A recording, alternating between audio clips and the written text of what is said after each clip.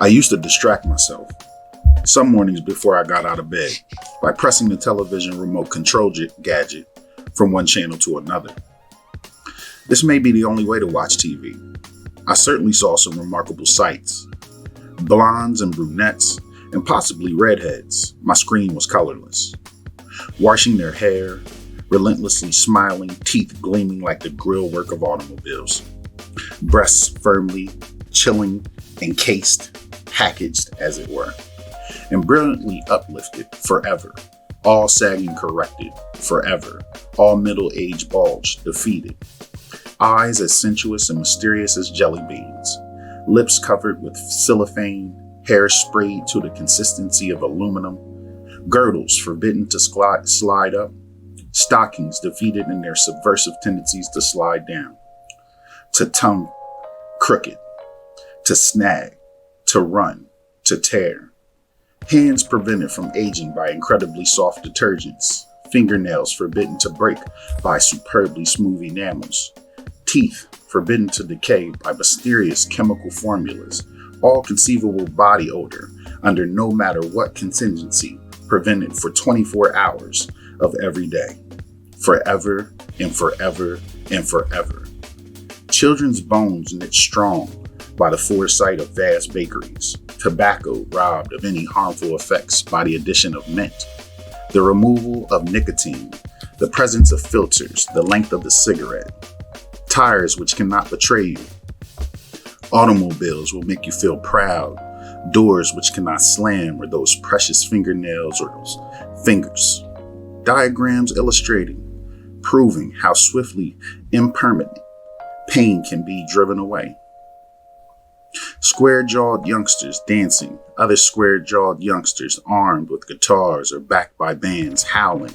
All of this and so much more, punctuated by roar of great automobiles overtaking gangsters, the spatter of Tommy guns mowing them down, the rise of the organ as the heroine braces herself to tell all, the moving smile of the housewife who has just won a fortune in meddling, crockery, news, from where? Dropping into the sea with the alertness and irrelevancy of a pebble. Sex, wearing an aspect so implacably dispiriting that even masturbation, by no means mutual, seems one of the possibilities that vanished in Eden. In murder, one's last, best hope, sex of an appalling coyness, often in the form of a prophylactic cigarette being extended by the viral male toward the aluminum and cellophane girl. They happily blow smoke into each other's face. Jelly beans, brilliant with desire, grill work gleaming, perhaps poor, betrayed exiles. They are trying to discover if behind all that grill work, all those barriers, either of them has a tongue.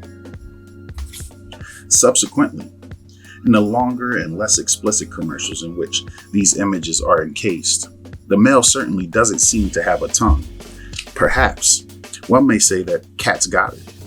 Father knows best these days, only in politics, which is the only place where we'll ever find him, and where he proves to be, alas, absolutely indistinguishable from the American boy. He doesn't even seem much closer to the grave, which fact, in case of most of our most influential politicians, fills a great many people all over the world with despair. And so it should.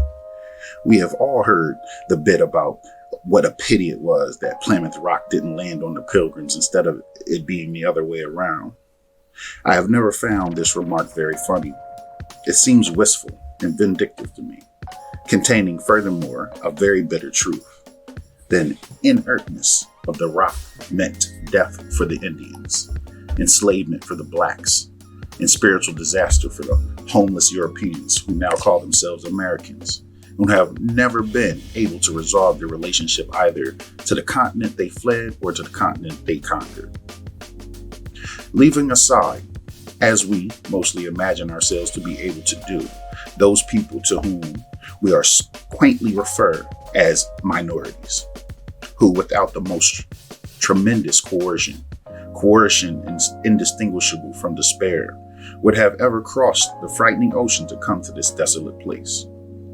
I know the myth tells us that the heroes came looking for freedom, just as the myth tells us that America is full of smiling people. Well, heroes are always, by definition, looking for freedom. And no doubt a few heroes got here too.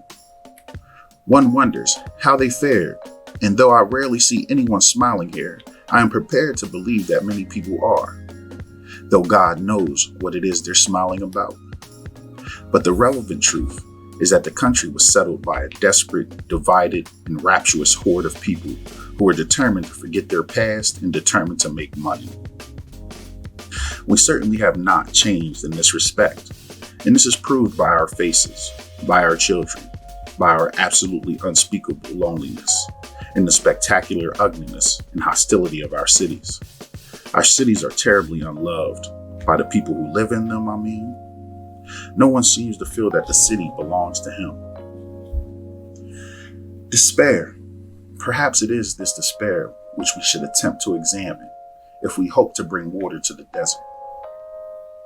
It is, of course, in the very nature of a myth that those who are its victims and at the same time its perpetrators should, by the virtue of these two facts, be rendered unable to examine the myth or even to suspect, much less read or recognize, that it is a myth which controls and blasts their lives. One sees this, it seems to me, in a great and grim relief in the situation of the poor white in the Deep South. The poor white was enslaved almost from the instant he arrived on these shores, and he is still enslaved by a brutal and cynical oligarchy. The utility of the poor white was to make slavery both profitable and safe. Therefore, the germ of white supremacy which he brought with him from Europe was made hideously to flourish in the American era. 2 world wars and a worldwide depression have failed to reveal to this poor man that he has far more in common with the ex-slaves whom he fears than he has with the masters who oppress them both for profit. It is no accident that the ancient Scottish ballads and Elizabethan chants are still heard in those dark hills. Talk about a people being locked in the past. To be locked in the past means, in effect, that one has no past, since one can never assess it or use it. And if one cannot use the past, one cannot function in the present. And so one can never be free. I take this to be, as I say, the American situation and relief, the root of our unadmitted sorrow and the very key of our crisis.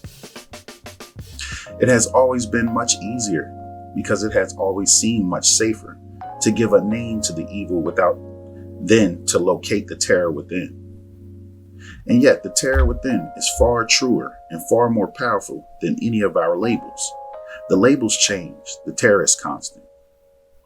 And this terror has something to do with that irreducible gap between the self one invents, the self one takes oneself as being, which is, however, and by definition, a provisional self, and the undiscoverable self, which always has the power to blow the provisional self to bits. It is perfectly possible, indeed it is far from uncommon, to go to bed one night, or wake up one morning, or simply walk through a door one has known all one's life and discover, between inhaling and exhaling, that the self one has sewn together with such effort is all dirty rags, is unusual, is gone. And out of what raw materials will one build a self again? The lives of men, and therefore of nations, to an extent literally unimaginable, depend on how vividly this question lives in our mind. It is a question which can paralyze the mind, of course. But if the question does not live in the mind, then one is simply condemned to eternal youth, which is a synonym for corruption. Some rare days, often in the winter, when New York is cheerfully immobilized by snow, cheerfully because the snow gives people an excuse to talk to each other, and they need, God help us, an excuse.